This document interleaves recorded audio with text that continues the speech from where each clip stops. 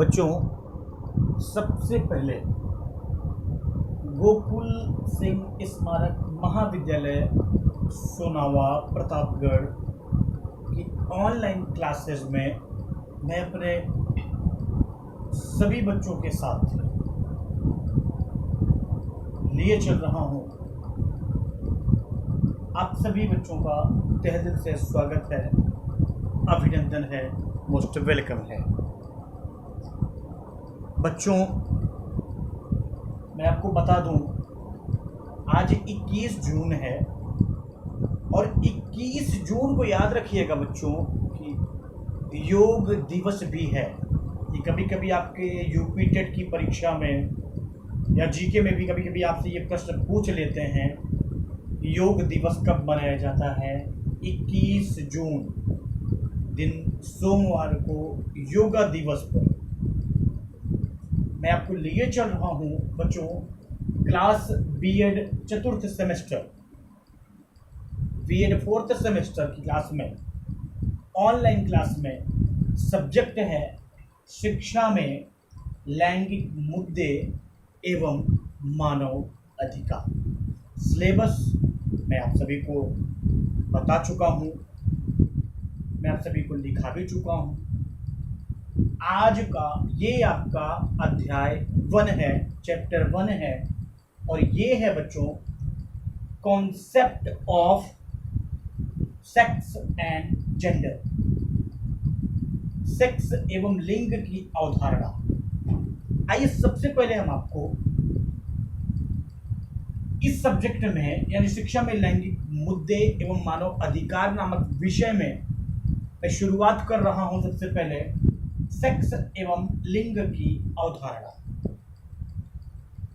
Concept of sex and gender. मैं आपको बता दूं बच्चों,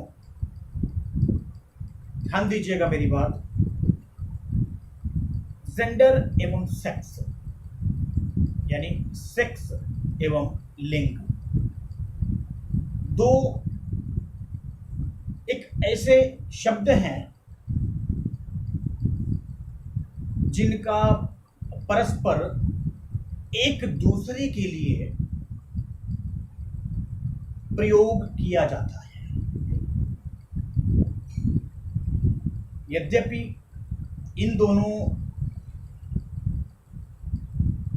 शब्दों का अलग अलग अर्थ होता है।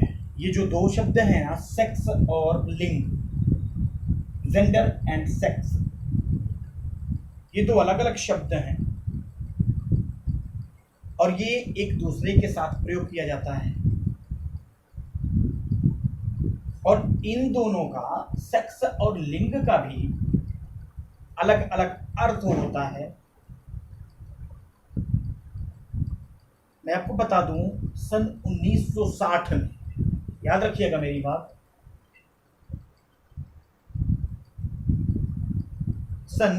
ध्यान दीजिएगा बच्चों मेरी बात, सन 1960 के दशक में, सन 1960 ईस्वी में, 1960 में बहुत ही अच्छे अच्छे विद्वान थे, बहुत अच्छे अच्छे लेखक थे। पहला रॉबर्ट स्टोलर, आपके सामने लिखा हुआ है। दूसरा Brown. According to Robert Stoller, according to Brown, इन दोनों ने अपने अपने विचार प्रकट किए थे, अपने अपने राय दिए थे। मैं आपको सबसे पहले लेकर के चल रहा हूं इसकी जो अवधारणा की अगर हम बात करें, कॉन्सेप्ट की बात करें बच्चों, तो मैं आपको बता दूं बच्चों, 1960 के दशक में एक बहुत ही अच्छे विद्वान थे रॉबर्ट स्टोलर। ये रॉबर्ट स्टोलर ने एक राय दिया, लोगों को एक मशविरा किया, लोगों को एक सुझाव दिया। रॉबर्ट स्टोलर ने यह सुझाव दिया कि सेक्स शब्द का प्रयोग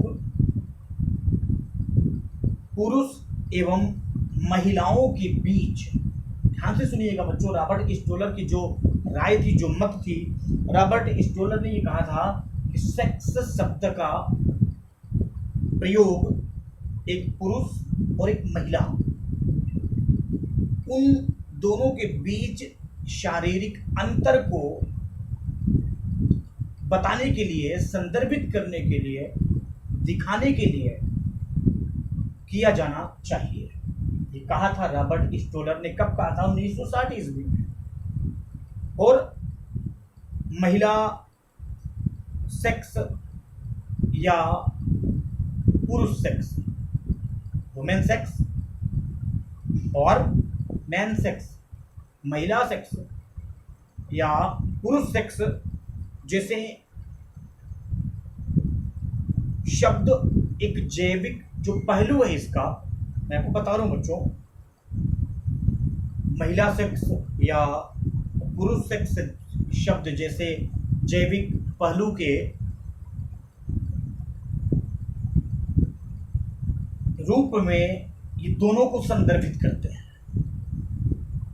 और साथ ही सेक्स जो है बच्चों, ध्यान दीजिएगा, सेक्स जो है शारीरिक विशेषताओं को भी दर्शाता है। ये सेक्स जो है ना, शारीरिक विशेषताओं को दर्शाने का प्रयास करता है, दर्शाता है, दिखाता है। जैसे विशिष्ट बाह्य यौन अंग, बाहरी जो यौन अंग है, और आंतरिक यौन अंग, चाहे वो बाह्य हो, चाहे वो अंग आंतरिक हो, इंटरनल हो या एक्सटर्नल हो, एवं निश्चित सेक्स, क्रोमोसोम, आपने नाम सुना होगा बच्चों, क्रोमोसोम, क्रोमोसोम की उपस्थिति सेक्स को दर्शाती है। इन्हीं सभी विशेषताओं के आधार पर ही हम एक पुरुष बच्चे एवं महिला बच्चे में पहचान कर सकते हैं। याद रखिएगा आप सभी, विशेषताओं के आधार पर ही हम पुरुष बच्चा या महिला बच्चा को पहचानते हैं। जैसे आपने भी देखा होगा, कोई भी लड़का पैदा होती है या लड़की पैदा होती है तो कैसे पहचानते हैं? लिंग से पहचानते हैं। लिंग ही बता देता है लड़की है या लड़का है। इन्हीं सभी विशेषताओं के आधार पर ही हम पुरुष बच्चा या महिला बच्चा की पहचान कर सकते हैं। दूसरी तरफ अगर लिंग की बात करें, जेंडर की बात करें, तो ये भी सेक्स से बहुत अलग है, बहुत भिन्न है। यानी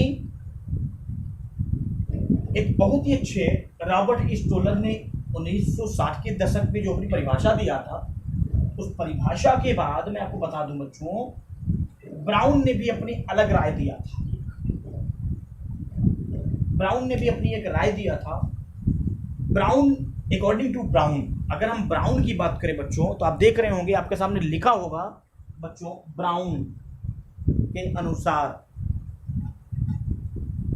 बच्चों ब्राउन ने भी अपनी एक परिभाषा दिया था, अपनी एक राय दिया था, अपनी एक मत दिया था। ब्राउन का ये कहना था कि लिंग का तात्पर्य पुरुष एवं महिला के बीच सांस्कृतिक एवं सामाजिक, पुरुष एवं महिला के बीच सांस्कृतिक एवं सामाजिक रूप से निर्मित मतभेदों से है। ये किसका मत था?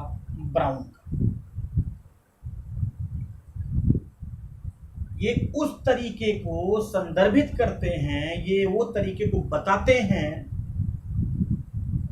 जिसमें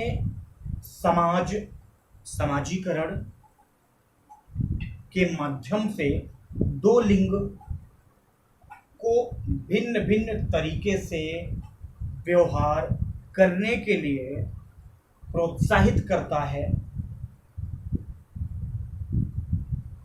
और कुछ न कुछ सिखाता है। मैं आपको एक बात बता दूं बच्चों, इसी प्रकार अगर बात किया जाए तो सेक्स एक वो शब्द है, सेक्स शब्द शारीरिक विशेषताओं से संबंधित है। ये जो सेक्स जो वर्ड है ना, वो शारीरिक विशेषताओं से संबंधित है, जबकि लिंग जो है, ध्यान दीजिएगा, सेक्स जो है शारीरिक विशेषताओं से संबंधित है, जबकि लिंग जो है बच्चों दृष्टिकोण एवं व्यवहार को संदर्भित करता है। सेक्स जो है शारीरिक विशेषताओं को बताता है, और लिंग जो है दृष्टिकोण और व्यवहार को स्पष्ट करता है, संदर्भित करता है, दिखाता है। और लिंग जो है जब दृष्टिकोण और व्यवहार पर निर्भर है, मैं आपको एक बात बता दूं बच्चों, याद रखिएगा आप सभी, कि लिंग जो है समाज की अपेक्षाओं पर निर्भर है। लिंग जो है समाज की अपेक्षाओं पर निर्भर है। और मैं आपको एक बात बता दूं, इसलिए ये कह सकते हैं कि अतः लिंग महिला या पुरुष, लिंग महिला या पुरुष होने के संदर्भ में सामाजिक रूप से, लिंग महिला या पुरुष होने के संदर्भ में सामाजिक रूप से निर्धारित विचारों एवं प्रथाओं को संदर्भित करता है। मैं आपको बता दूं बच्चों, ध्यान से सुनिएगा, यूनेस्को का जेंडर मेन स्ट्रीमिंग, यूनेस्को का gender main streaming implementation framework लिंग एवं सेक्स की आधारभूत अवधारणाओं को व्यक्त करता है। और वो अवधारणाओं को इस प्रकार से व्यक्त करता है, वो कहता है, अगर वो सेक्स की बात करे तो सेक्स के बारे में उसकी एक राय है। यूनेस्को का जो जेंडर मेन स्ट्रीमिंग है, इम्प्लीमेंटेशन, ये फ्रेमवर्क, ये सेक्स के बारे में क्या कहता है मैं आपको बता रहा हूं। उसने सेक्स के भी बारे में अपना विचार दिया था और लिंग के भी बारे में उसने अपनी राय दिया था। यूनेस्को का स्ट्रीमिंग इम्प्लीमेंटेशन फ्रेमवर्क ने सेक्स के बारे में जो विचार दिया, याद रखिएगा, उसने ये कहा, सबसे पहले उसने सेक्स के ही बारे में कहा। उसने कहा कि सेक्स, ये जो सेक्स है ना, वर्ड है, सेक्स पुरुषों एवं महिलाओं के बीच जैविक अंतर का वर्णन करता है। पुरुष और महिलाओं के बीच जैविक अंतर का वर्णन करता है, जो सार्वभौमिक व जन्म के समय, से निर्धारित है, समय से ही वो निर्धारित है। उसने वर्ड दिया था सेक्स के बारे में। अब लिंग के बारे में यूनेस्को के स्ट्रीमिंग इम्प्लीमेंटेशन फ्रेमवर्क का कहना था। लिंग के बारे में उसने क्या राय दिया था? उसने लिंग के भी बारे में कहा था। उसका ये कहना था लिंग के बारे में, उसने ये कहा था बच्चों, लिंग पुरुषों एवं महिलाओं की उन भूमिकाओं, पुरुषों एवं महिलाओं की उन भूमिकाओं व जिम्मेदारियों को संदर्भित करता है, उन भूमिकाओं व जिम्मेदारियों को संदर्भित करता है जो हमारे परिवार, समाज एवं संस्कृतियों के द्वारा बनाई गई है। ये कथन था, ये अवधारणा थी यूनेस्को के मेन स्ट्रीमिंग इम्प्लीमेंटेशन फ्रेमवर्क ने सेक्स और लिंग की अपने अलग अलग परिभाषा दिया था, अपने अपने विचार दिए थे। मैं आपको बता दूं बच्चों, मैं आपको लेकर के चल रहा हूं concept of sex and gender, sex एवं लिंग की अवधारणा के बाद नंबर आता है सबसे पहले सेक्स का अर्थ, मीनिंग ऑफ सेक्स, सेक्स का अर्थ। आइए सबसे पहले किसी भी चीज को जानने के लिए ध्यान दीजिएगा, आपके सामने लिखा हुआ है बच्चों सेक्स का अर्थ। मैं आपको बता दूं बच्चों, सबसे पहले आप सभी सेक्स के अर्थ के बारे में जानकारी पा लें। सेक्स लैटिन भाषा के शब्द सेक्सेस, सेक्स लैटिन भाषा के सेक्सेस से आया है, जिसका अर्थ होता है जननांग या संभावित जननांग, यानी गोनैड्स एंड पोटेंशियल गोनैड्स। याद रखिएगा, सेक्स का अर्थ अगर हम बात करें, हम आपको सेक्स की मीनिंग बता रहे हैं, कभी कभी ये परीक्षा में पूछ भी लेता है। आपका ये चैप्टर 1 है बच्चों।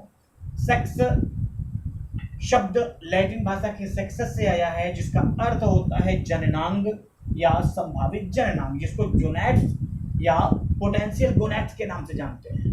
मैं आपको एक बात बता दूं बच्चों, सेक्स से तात्पर्य होता है आनुवांशिक अंतर।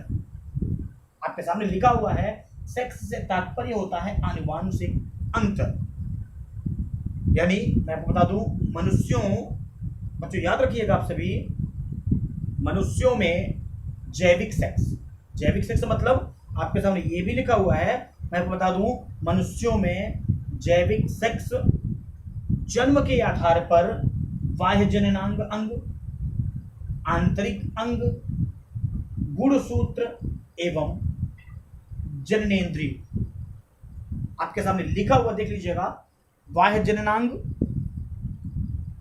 आंतरिक अंग, गुणसूत्र एवं जननेंद्रिय। बच्चों मैं आपको एक बात ये भी मैं बता दे रहा हूं, याद रखिएगा आप सभी, लगभग बाह्य जननांग अंग, आंतरिक जननांग अंग, गुणसूत्र एवं जननेंद्रिय, ये सभी निर्धारित जो किया जाता है बच्चों, ये सभी मनुष्य के जैविक रूप से निर्धारित किया जाता है। यानी लगभग आपके सामने और भी लिखा है, लगभग 1 से लेकर के 1.7% तक। ध्यान दीजिएगा बच्चों, ये सभी 1 से लेकर के 1.7% तक बच्चे सेक्स विशेषताओं में भिन्नता के साथ जन्म लेते हैं। याद रखिएगा बच्चों आप सभी, आपके सामने देखिए लिखा हुआ है ना, 1 से लेकर के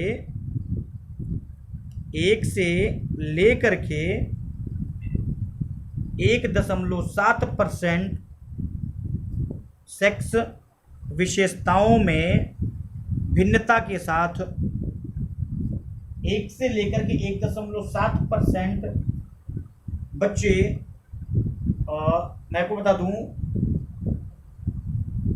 सेक्स विशेषताओं में भिन्नता के साथ जन्म लेते हैं तथा वे महिला या पुरुष की श्रेणी में नहीं रखे जाते, वे महिला या पुरुष की श्रेणी में नहीं आते। इसी स्थिति को आपने देखा होगा इंटरसेक्स स्थिति, यानी इंटरसेक्स कंडीशंस कहा जाता है, जिसमें बाह्य एवं आंतरिक, यानी जो बाहरी है, जो अंदर है, जो आंतरिक है, एक्सटर्नल और इंटरनल, बाह्य एवं आंतरिक विशेषताओं में विसंगतियां पाई जाती हैं। बाह्य में भी और आंतरिक में भी, ये सभी में भी विसंगतियां भी पाई जाती हैं। उदाहरण के लिए मैं आपको एक बात बता दूं बच्चों, कि जब एक बच्चा जन्म लेता है, एग्जाम्पल है, जब एक बच्चा जन्म लेता है तो बाह्य रूप से वो मादा के रूप में दिखाई देता है, लेकिन उसकी जो आंतरिक संरचना है वो पुरुषों की तरह होती है। जब एक बच्चा जन्म लेता है तो वो मादा की तरह दिखाई देती है, लेकिन जब उसकी आंतरिक संरचना होती है, उसकी आंतरिक संरचना वो पुरुषों की बात दिखाई पड़ती है। सेक्स यानी हम एक तरफ से ये कह सकते हैं कि सेक्स महिला एवं पुरुष की, ध्यान से सुनिएगा ये परिभाषा, सेक्स की परिभाषा, सेक्स महिला एवं पुरुष की जैविक विशेषताओं को अलग करने के रूप में संदर्भित किया जाता है। भौतिक शरीर रचना, विज्ञान, जैविक विवरण के आधार पर इसका चयन किया जाता है। सेक्स यानी हम एक चीज ये कह सकते हैं कि सेक्स,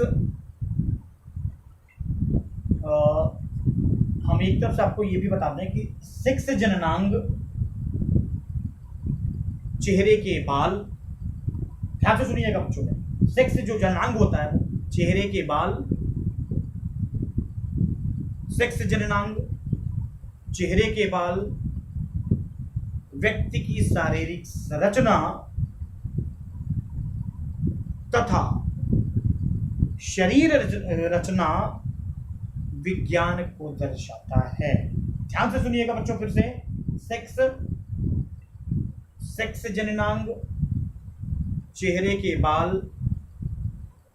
व्यक्ति की शारीरिक संरचना तथा शरीर रचना को विज्ञान के रूप में दर्शाता है, संदर्भित करता है, दिखाई देता है।